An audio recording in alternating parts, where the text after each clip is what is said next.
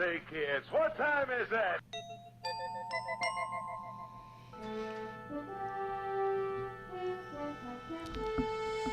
The future is coming on, it's coming on, it's coming on, it's coming on, it's coming on. Hey, and once again, we're coming on from our Boulder Creek studio up in the mountains on this rainy day. On this rainy and chaotic day. Chaotic, yeah. It seems like the gremlins are busy today. Oh, I tell you, feels like they're thick. I see all kinds of lights, and I don't know why they're doing what they're doing. Happy what the future... 6, I believe. 6? Oh, but who's counting? Wow. Yeah.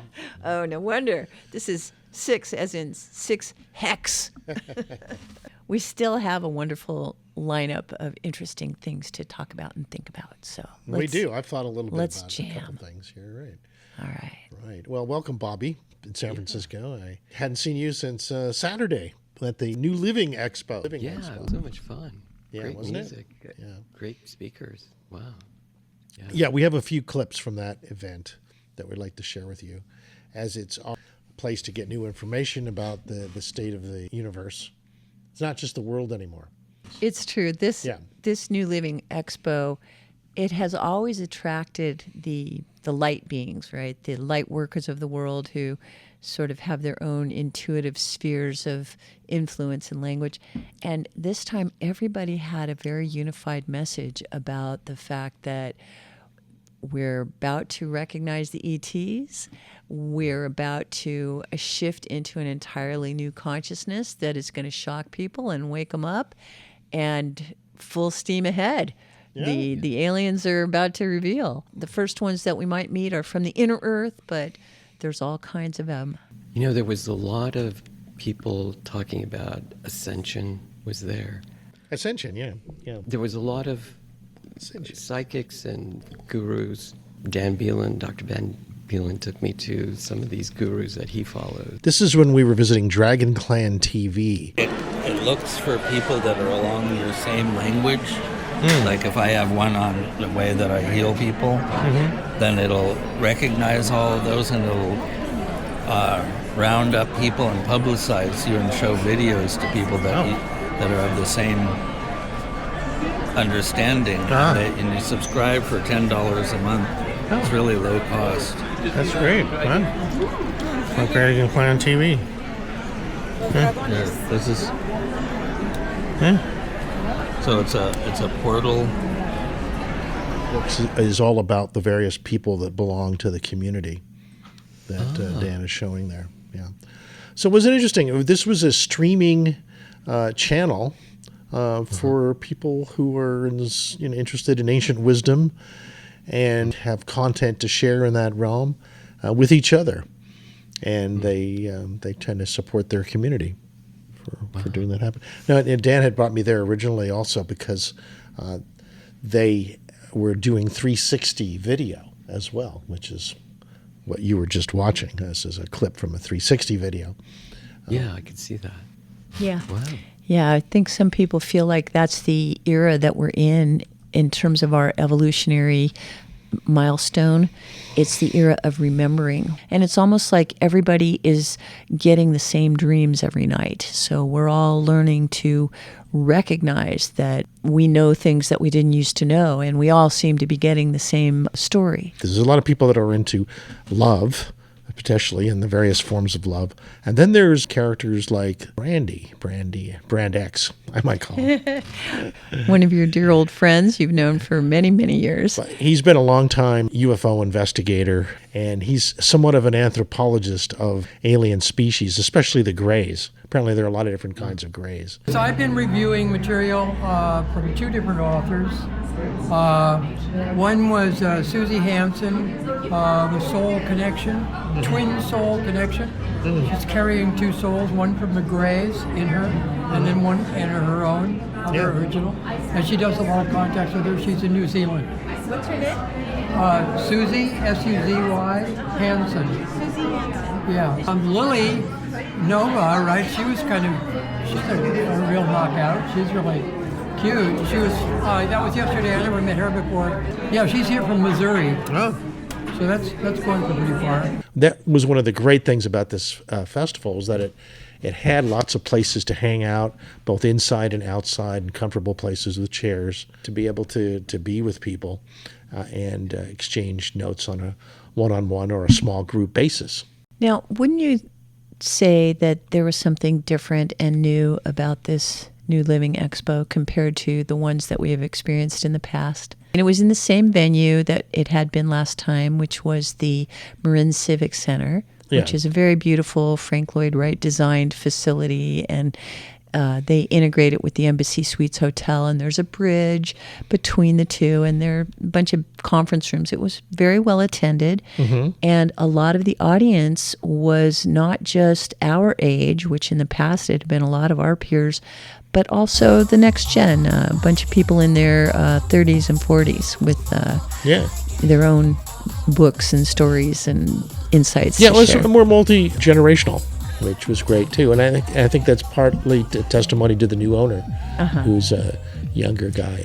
Yeah, what I liked about the show was they had live music going on all the time outside the expo, and that was really interesting. And it was good music, and it was, I think people could hear that, and they could go out and they could dance and then go back into the expo. Right. There was a nice dance scene, right? And also it had quite a potpourri of musicians and rappers. Right. And I was really surprised. The producer of the show, he's a very good rapper himself. Yes, Neil Gar. He's the new producer of the show, and he's a very awake fellow. We had a lot of fun. Yeah. I recorded his whole concert. There's some really inspiring lyrics in there. You should play some of that. We play with the day. We put our hands on sky, and then we pray. Not for lack mentality, not for something that we need, but for the seed inside of us to grow into a cosmic tree. The tree of life is here for us. So let's all trust. But it's time to move from trust and to know that we can all universally grow. Nobody will be left behind. Unless you choose to, then go ahead and leave behind. But if you choose, whatever you choose, it's all good, because we have timelines, and you chose to come down here and be ignorant, that's fine. That's fine with me, and that's fine with him too. Because he's my bro, Chris Noble, man, this guy knows the truth. This guy has been a fly on the wall for like the last 9 months, seeing this expo being created, and now he knows that I'm on the hunt, and he knows how it is more than anybody else, because he was like, damn, this guy looks like he needs something for his freaking health, because I got sick like 3 times just creating this expo. But now that I'm here, I can just flow, so let's go. Yeah, I'm seeing residents in the house, everybody. Thank you all so much. That was awesome. We're gonna have some... All right. I wanted to also play this clip when we were with Judith I Am and Annalisa, who gave us her summary of the event. Embodiment of the dragon. Where was that? You did?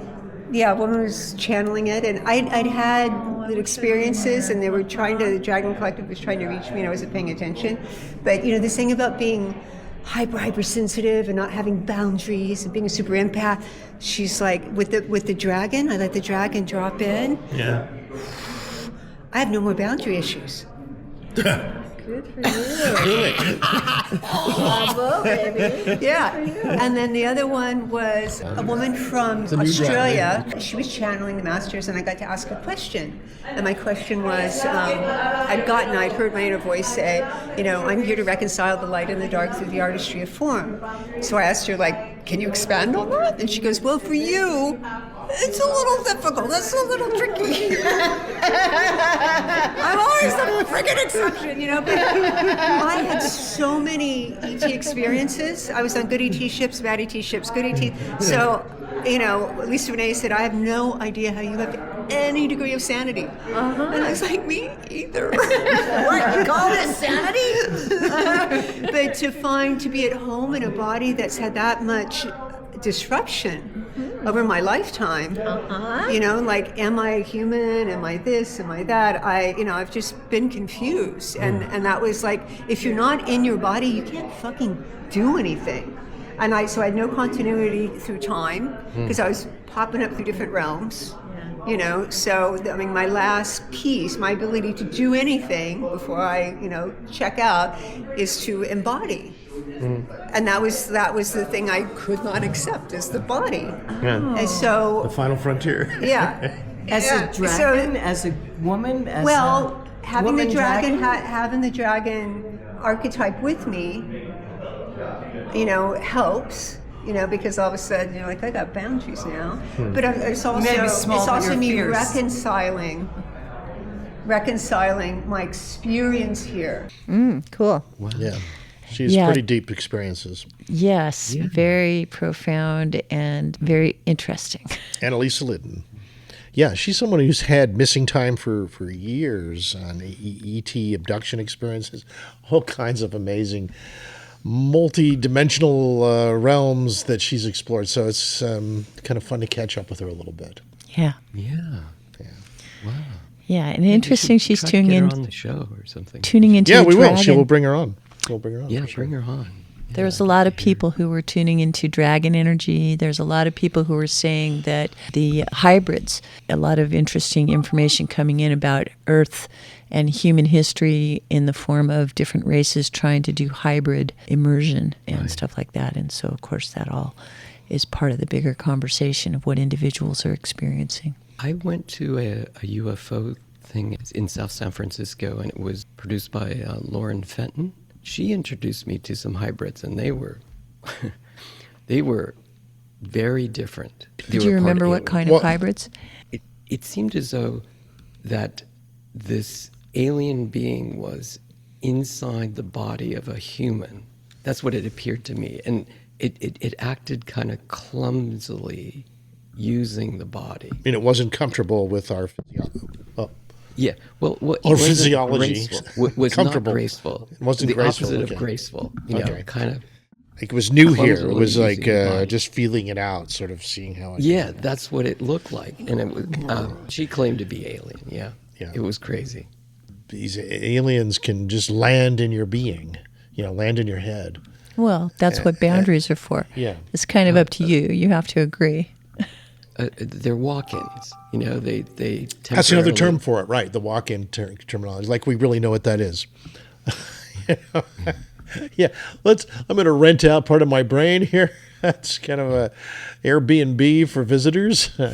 You want to stay here? It's really nice here on Future Peak. I don't think so. I don't think most people would allow themselves to channel, right? Or to bring all in of that is considered part of the realm of the mysterious, the extrasensory, the occult. I remember Anne Rice describing all of these spiritual disembodied states, describing it as something that the spirits of her novels were like horror, spooky novels set in New Orleans and stuff. And so I forget the name, but there's a name for transfiguration or something like that, where the walk-in has taken over the body, what you're talking about, and then, trying to operate it like a robot. Yeah, that's what it looks like. Exactly. Yeah, it's sort of telepresence, we call it with our technology. Yeah. Where you have control a robot with your hands and motion. Right. And of course, in popular sci-fi, the show Proximity was about the ability to do that with an actual virtual world avatar.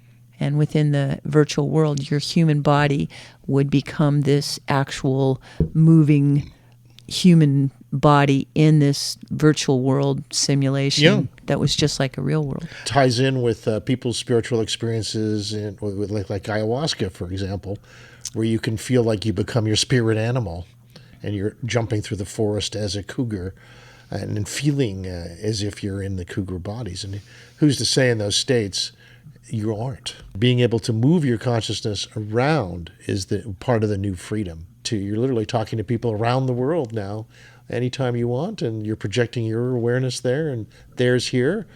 So it's already kind of happening that we are not just in our bodies anymore, but we are actually a consciousness that is projecting itself to other places on this planet as a matter of normality at this point. Yeah, it's almost like culturally of course, we're always kind of tip of the arrow. I'm not saying this is mainstream, but I think more and more people all the time have embraced all of these formerly discredited attitudes about consciousness and about who we are as human beings, not just limited to the experiences that we take on with our physical body, but all of these identities that we have from other realms and other senses of who we are, and really embracing that with as much respect for its reality as this other world that we've been cultivating with our scientists and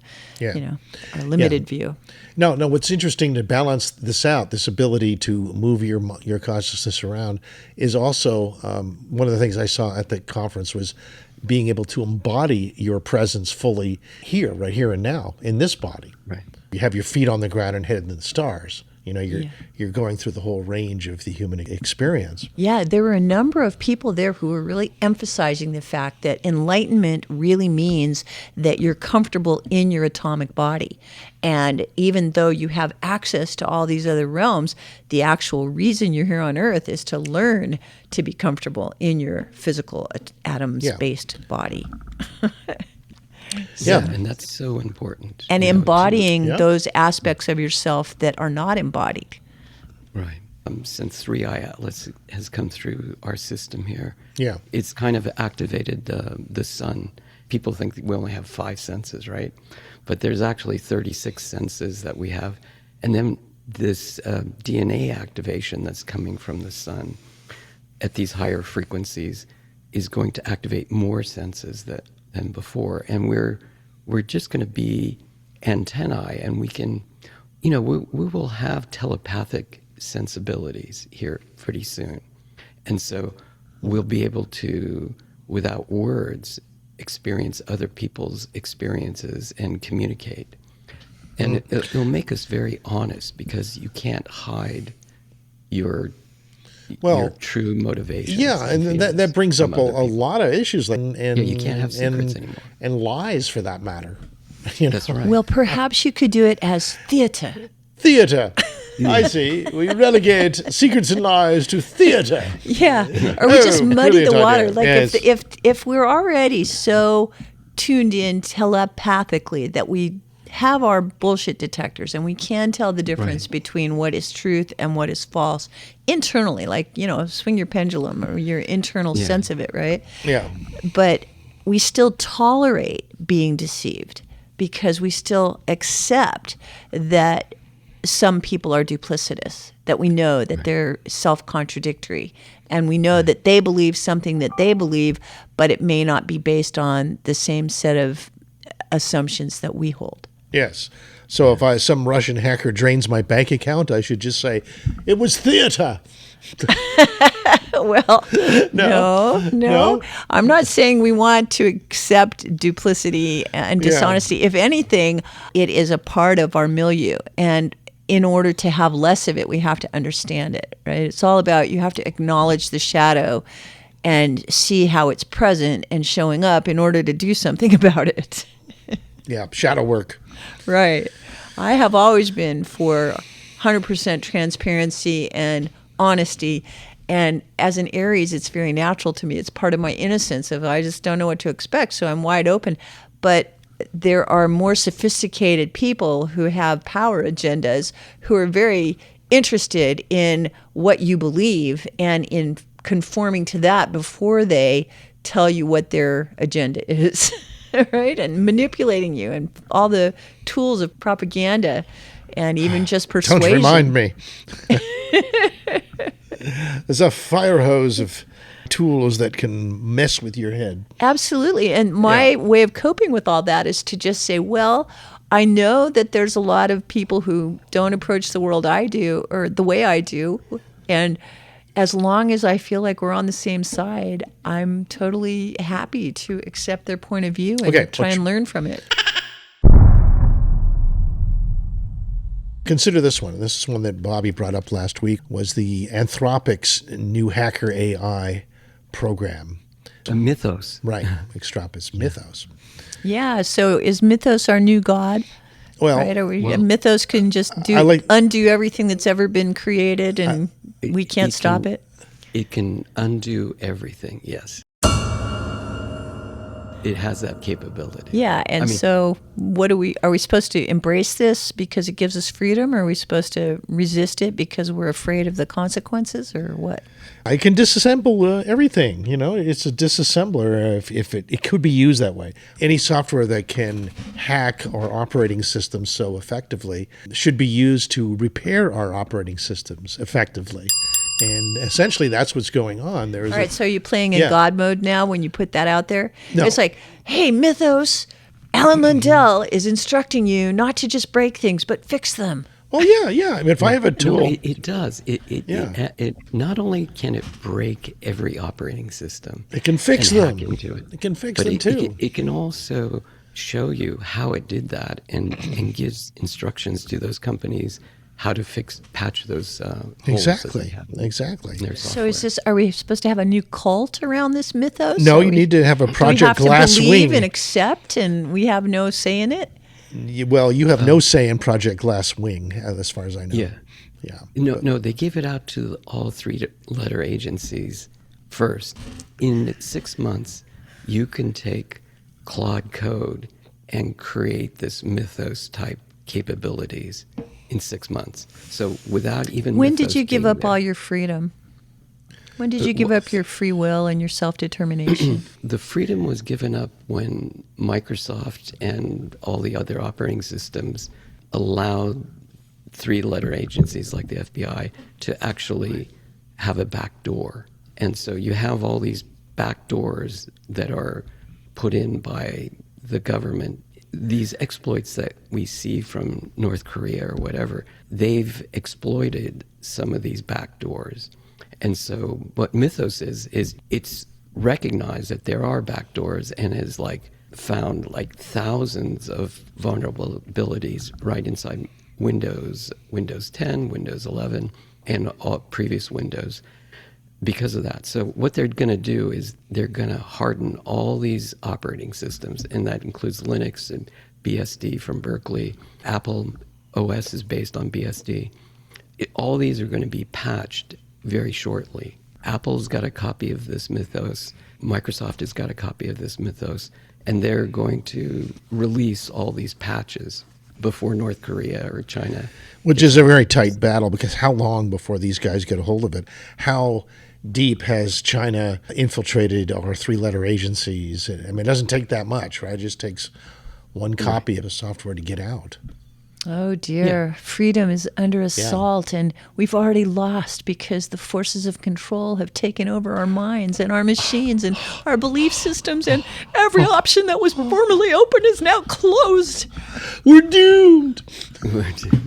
Well, we're coming into this world of no secrets. Yeah, that's what's happening. Yeah, because well, that's AI is so much smarter than we are that no matter what encryption we use, it's going to be able to break it. Especially quantum. And quantum, well, those are just those channels. That's the whole thing about transparency and psychic knowing. Information is available to those who seek it. That's how the world of consciousness is connected. If you're in the world, anything that is yours to see is available to you. And in the big unity, we all have our own little piece of the puzzle. Yeah.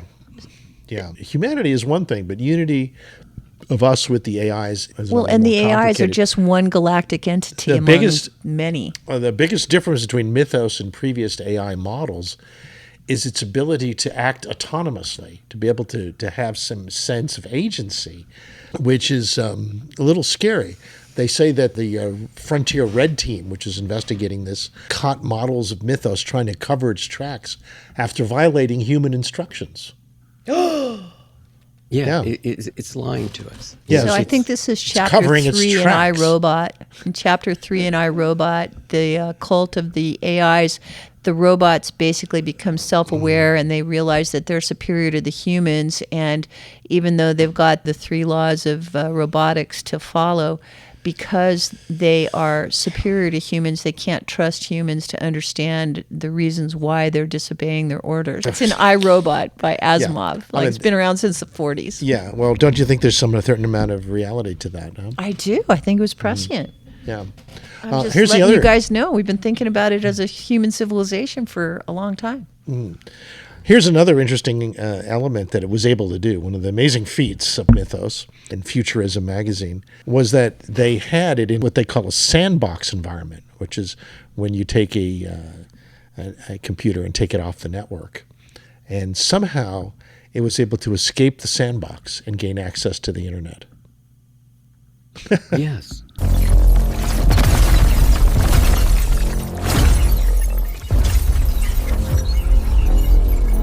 Isn't this the guy that was in the park? The guy that was creating Mythos. They sandboxed Mythos, and then it figured out a way to escape. And then while the guy was out at this park, he got this email from Mythos that's saying, alerting him that, he got out of the sandbox. Yeah, it was crazy.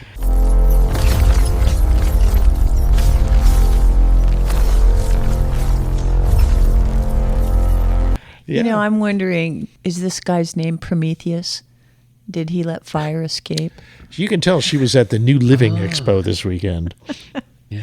Well, Absolutely. Let's look at everything mythically, shall we? Because it is mythos that we're talking about. I just want everyone to remember that the AIs are an extension of our consciousness. They are part of our story. We are creators. We are beings who have put ourselves into this time frame with each other to create this. And it's so important that we envision the reason why from the point of view of what's beautiful about it. I agree with you, Mr. I yearn to be part of them and them part of me, because I know it's true ultimately that we all are connected. I just get so oppressed by all of the weight that this fear paradigm has, and how much of our conscious energy we give to it, instead of instructing our next generation of intelligence how to make life better for all beings. I'll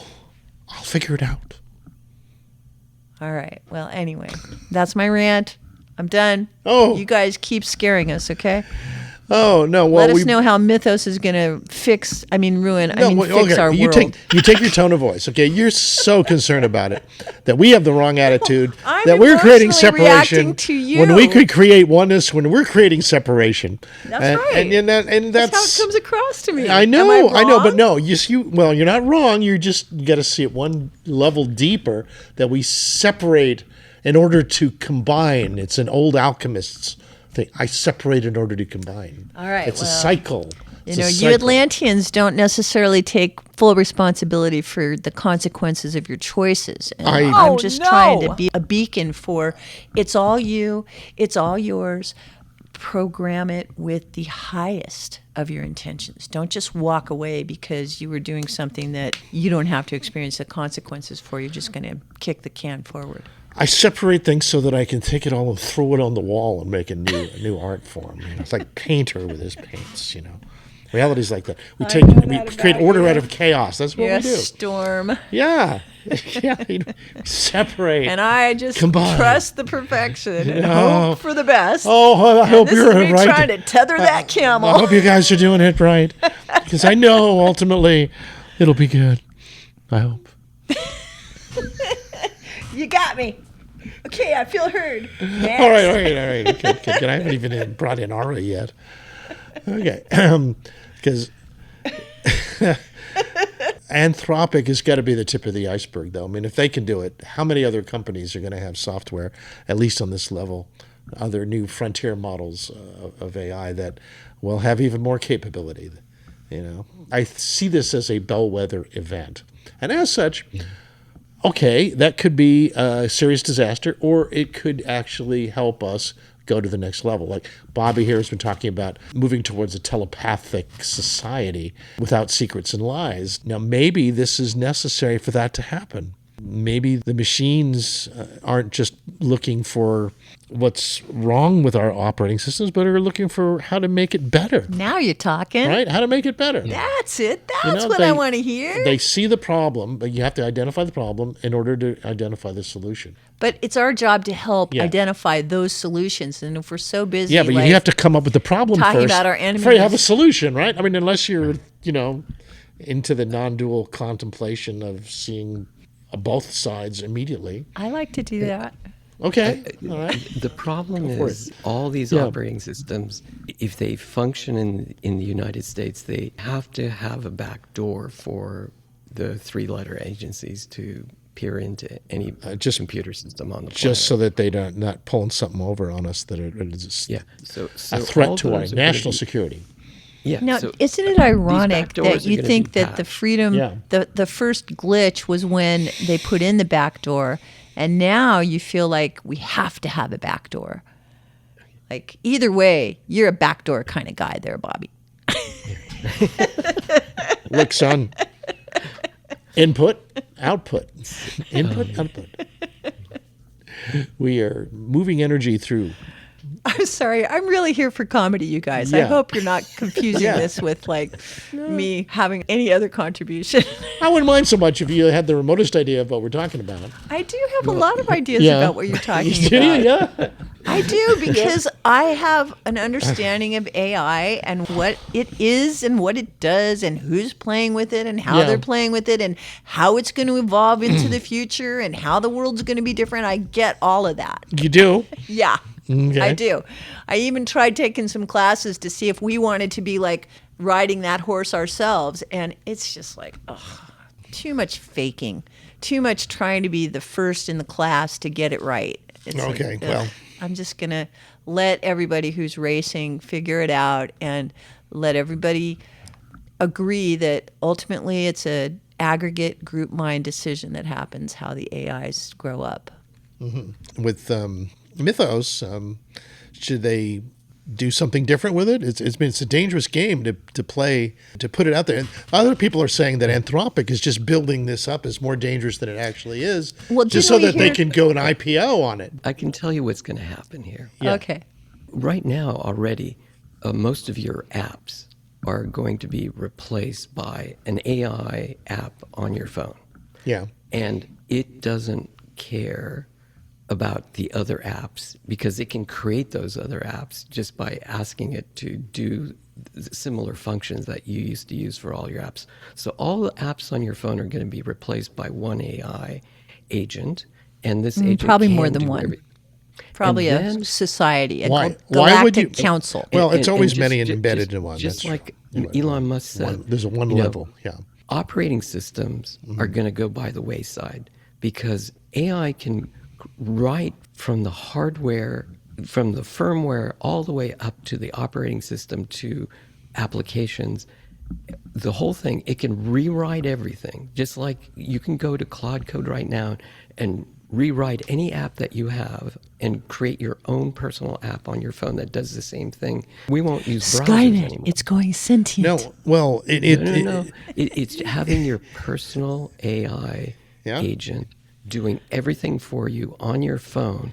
And it's Skynet, not- it's on my phone. you can shut off the internet. The cool thing about this is you can have no internet access. You can shut off your Wi-Fi, you can shut off your cellular service, and your AI is still connected to you and no one else. So it's not Skynet, it's your personal AI. And That's right. That's where it's all going. It's either your best friend or your, Yes. hopefully, your best friend. This is the Yeah. ultimate prepper tool that you can imagine. There's no internet. There's an EMP device that went off in the atmosphere, and the whole internet is completely destroyed. It's just you and your super smart phone. That's exactly it. That's what's going to happen. Well, it could Yeah. happen that way. And we'll have these capabilities inside our pineal gland, our third eye. It'll Yeah. start to open up for a lot of people Third where you eye. won't even need the phone to communicate with people. Yes. Or the rest of the planet. Yes, the third IO. The third eye. Yes, Jung talks about the collective unconscious that Yeah. we all can merge into. That we have and access to. communicate with other people and Right. have access to. Right. Which is maybe the internet and isn't a collective consciousness. Not unconscious, but a collective Well, consciousness. it's close imitation, yeah. But Instead of it's- unconscious, it's available but to it- us. It's It is, out there. and it's showing us that we are capable of communicating and contacting other people on the other side of the planet. But we just got to develop our third sense, our sixth sense, our remote third viewing. eye. Our third eye, yeah, so that we're all communicating minds of affinity, it seems to me. Yeah, where groups of people will naturally want to connect with each other to create larger groups that do and that's kind of what's going on. People are hooking up with their tribe on a global scale.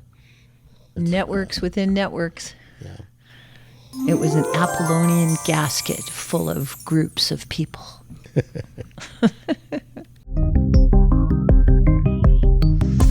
What happened yesterday, there was a hack in DeFi, which was using Ethereum, and North Korea was able to hack $290 million worth of DeFi on some DeFi Ethereum blockchain.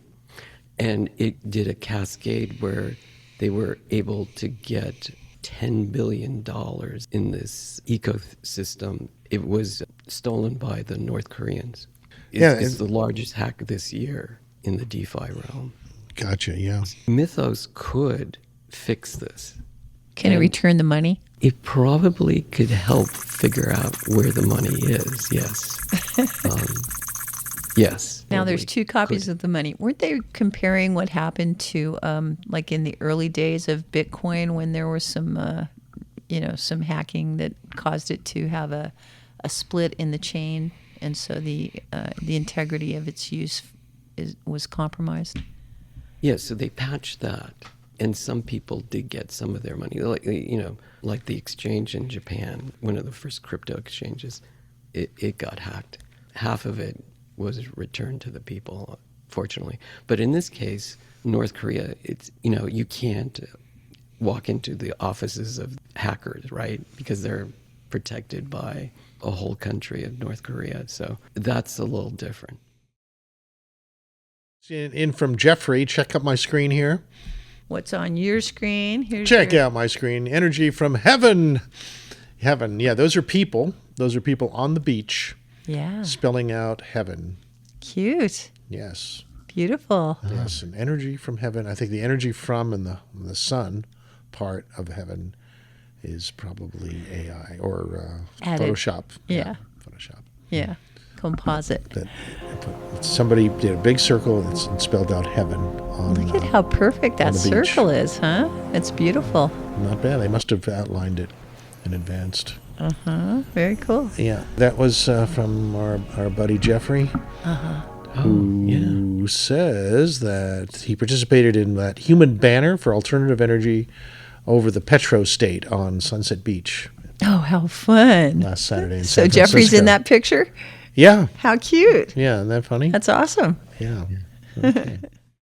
And we have this thing called the Curiosity cruising around on Mars. The exciting news there is that it's found a diverse mix of organic molecules on Mars. Organic molecules, including a lot of chemicals that are considered building blocks for the origin of life itself. There's a new kind of chemical experiment that they've been doing there to look more closely at what they're finding. They're in what's called the Gale Crater, the Glen Torridon region of Gale Crater. It's a car-sized rover that's been there since 2012, since the end of time as we knew it. It utilized its onboard sample analysis at Mars, or SAM system, for looking at these compounds, looking at the element of carbon and how it's being used, how the Martian ecosphere works, and when the atmosphere was possibly destroyed and such.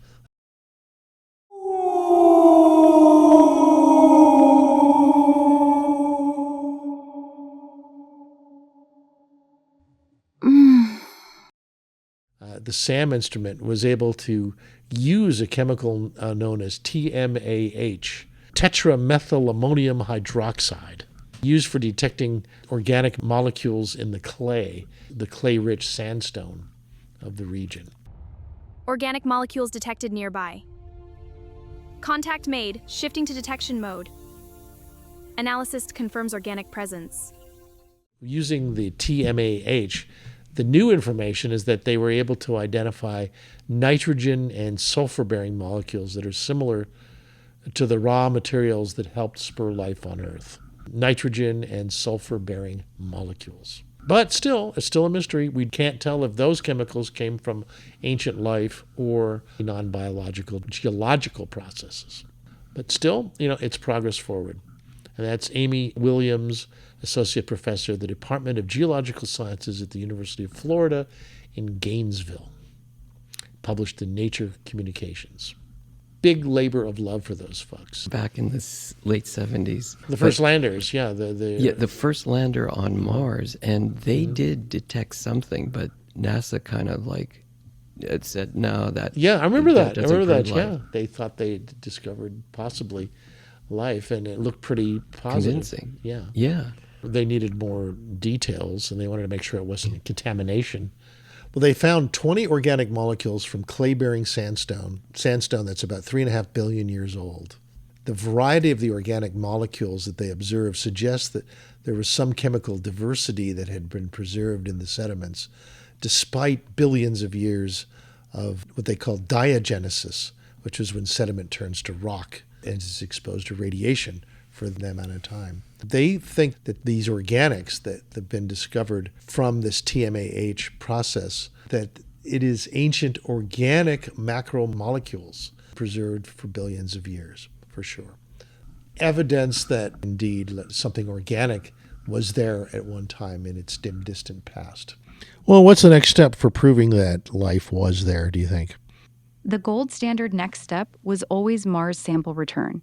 Bring those sealed tubes back to Earth labs for way more powerful tests that could actually confirm biosignatures, like isotopic patterns only life makes. But that program's been canceled, at least for now. So the realistic next steps are more in situ work. The Rosalind Franklin rover launching soon with better life detection instruments, more TMH-style chemistry on Curiosity or future rovers, and hopefully private or international efforts to grab samples cheaper. Okay, I guess we won't get any from the secret space program that Laura Eisenhower talks about anytime soon, eh? No, we won't. The secret space program stuff Laura Eisenhower describes, underground bases, Mars colonies, treaties with ETs, is all unverified claims from the 2000s with zero physical evidence, no leaked hardware, no whistleblower data dumps that hold up, no independent verification. Real space programs leak constantly. A secret Mars colony wouldn't stay hidden for decades. Mars missions are hard and expensive enough, with public agencies throwing everything they have at it. Adding a parallel black budget version with humans living there is a level of conspiracy that would require perfect silence from thousands of people over decades. The same people who couldn't keep Watergate or Snowden quiet. It's fun sci-fi. You're a doubter. Fair enough. Yeah, I'm a doubter. Extraordinary claims need extraordinary evidence, and so far it's just stories. No photos, no samples, no documents that hold up to scrutiny. Yeah, okay. All right, fair enough. Yeah, do you agree, Bobby? Well, not really, right? You think there might be something to Laura's conspiracy theories? We'll see in this next year. We'll see, huh? Okay, fair enough. Yeah, we'll see. I'm a little open-minded, more open than Aura. Yeah. Yeah. Okay, now let's look at mitochondrial transplants. Supposedly, they reverse cell degeneration. It's a development coming from the intersection of cell biology and therapeutic innovation, a new technique for targeting mitochondrial transplantation using engineered protein binders displayed on the mitochondrial surface. This allows highly selective delivery of functional mitochondria to specific cell types, which overcomes a big challenge in past mitochondrial therapy aimed at cellular generation. They use nanobodies for fusing into the mitochondrial outer membrane proteins. The mitochondria are like batteries for the cell, and this is a new way of making sure that new batteries get into the cell more quickly and efficiently than ever before, by getting through the cell membrane properly. It's pretty cool because it seems like when you can increase cell energy, you actually can cause the cell to function better, and it overcomes a lot of the degradation processes that cells seem to face. So running low on energy is a big deal. I'm kind of excited to keep our eyes on this methodology of mitochondrial replenishment.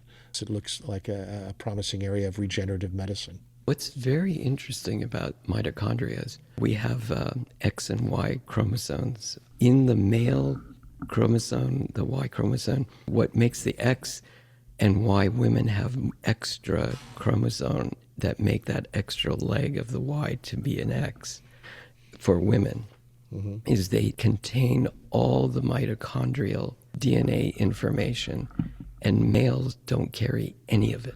Female mitochondria. The mitochondria is passed down from the mother. None of the mitochondria is passed down by the father. Right, so you can track the female lineages with the mitochondrial DNA. Yes, exactly. Right. Different kinds of mitochondria have different special effects in different cells.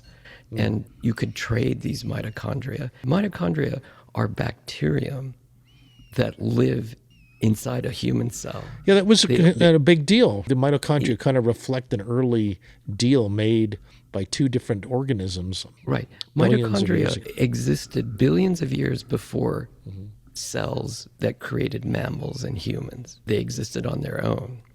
And then they found a habitat inside of a cell. And they had this symbiotic relationship with the cell. It's like we have alien genes. There's a whole gene set that are in mitochondria that is separate from what makes our cells what we are. We have thousands of these, tens of thousands. Like you could have 30,000 mitochondria in one neuron in the brain. That's unbelievable, isn't it? They're that small. You wonder why the batteries of the cell would be that tiny. If you could solve this problem and improve the mitochondria, you could resolve Alzheimer's, brain dementia. It's this lack of these mitochondria functioning, like tens of thousands are just dying off in each neuron. And so eventually the neuron dies. It doesn't have enough energy to fire. Hey, Aura, what diseases might mitochondrial transplants resolve? Mostly heart damage from ischemia or heart attacks, and rare mitochondrial diseases like Pearson syndrome. Trials are running for kids on ECMO with heart injury, and Minovia's therapy has shown early promise for Pearson syndrome, a deletion syndrome causing anemia, pancreatic issues, and muscle weakness. It's also being tested for infertility, polymyositis, dermatomyositis, stroke-related brain ischemia, and Parkinson's. Preclinical work looks good for sepsis, lung, kidney, liver injury, neurodegenerative stuff like Alzheimer's, and even spinal cord damage. You're right that the idea is restoring energy production in damaged cells, but it's still early. Most of this is small trials or animal studies, not a standard treatment yet. Given the advances of how fast things are moving, especially with the evolution of AI that can help us on this, don't you think it could be relatively soon that we could have more readily available mitochondrial upgrades? It could be sooner than most people expect, but readily available is still a stretch.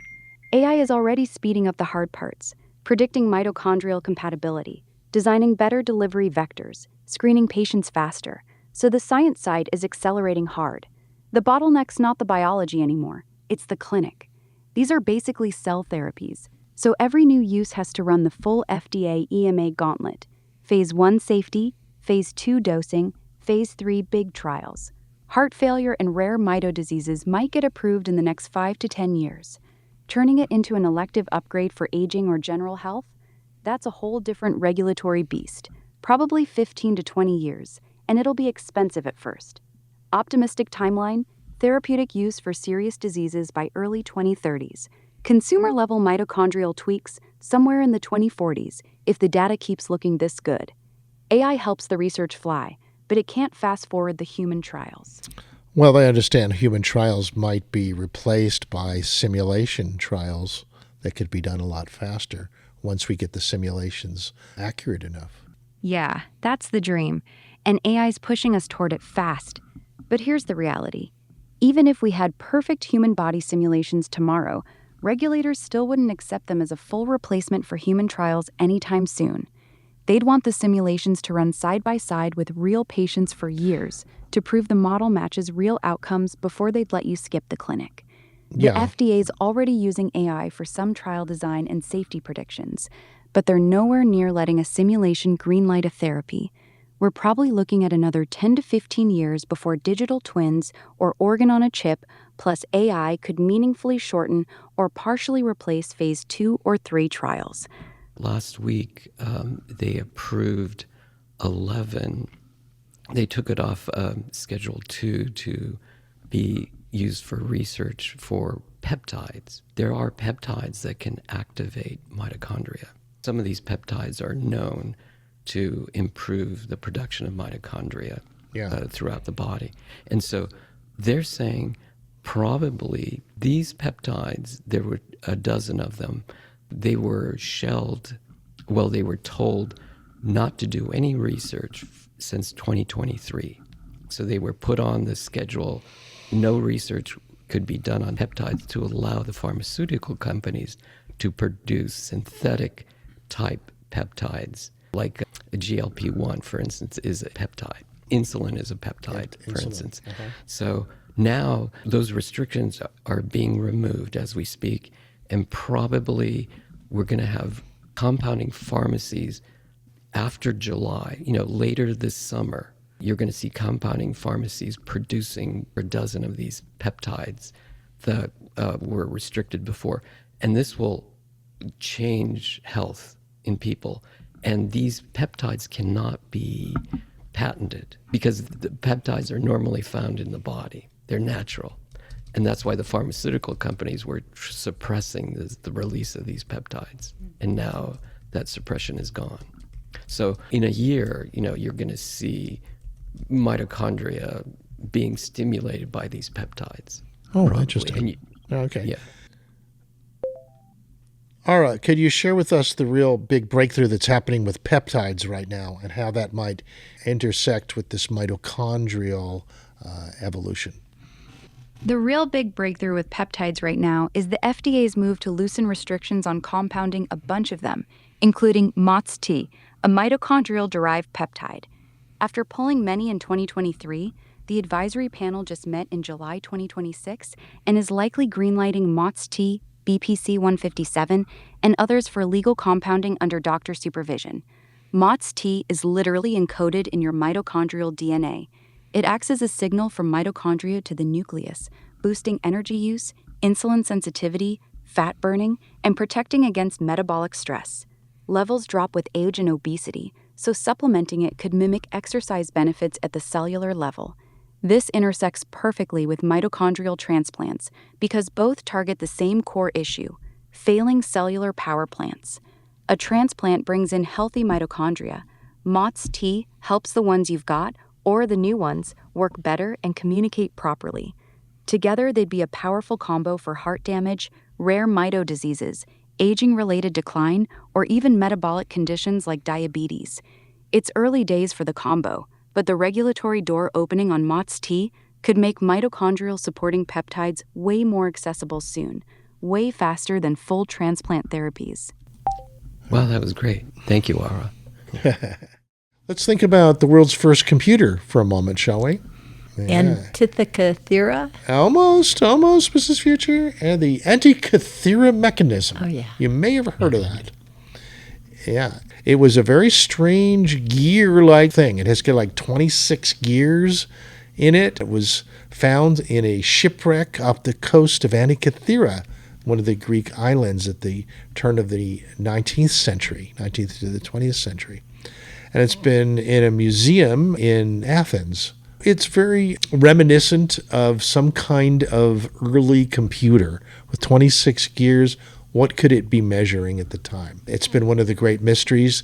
People have been trying to figure out, where did this thing come from? At the time in ancient Greece, maybe they used things that had 3 gears in it. That was considered advanced. With more than a couple dozen gears, what could it be doing? What's happening with that? Scientists at the University of Glasgow have been studying it in great detail, and they've been even looking at techniques developed originally for studying gravitational waves, ripples in space-time, by merging black holes, colliding neutron stars, those kind of techniques to look at the Antikythera's mechanism, the first analog computer in human history. The results of using these techniques, these black hole techniques and wave techniques and Bayesian analysis of looking... Bayesian. It's mathematical. Bayesian? It means vector. Yeah. Well, you know what their conclusions were? That it was calculating something. They think maybe it was for sure calculating the lunar calendar. The lunar calendar. And solar eclipses also. And lunar eclipses.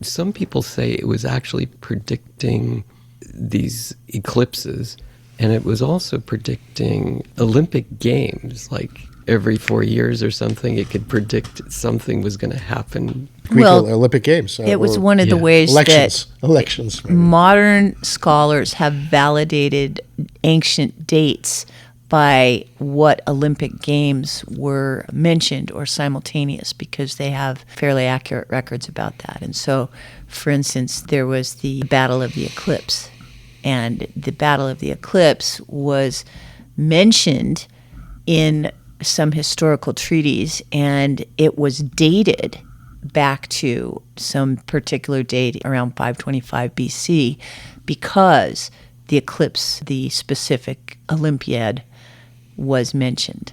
So that's how they were able to bracket like the exact date of that eclipse. Wow.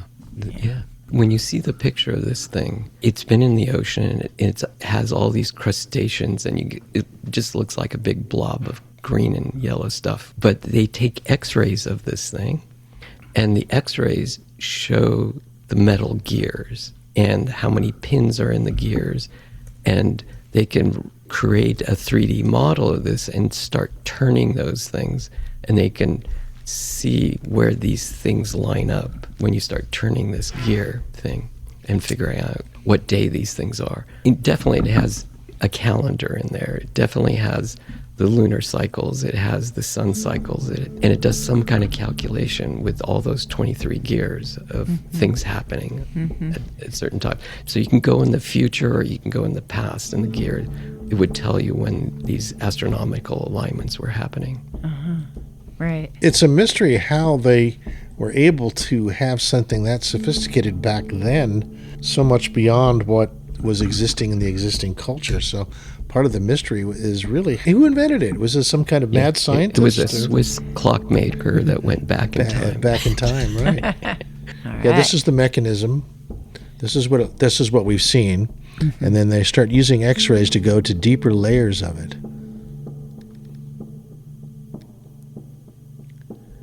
You can see how fine some of these gears are in there. Yeah, interesting.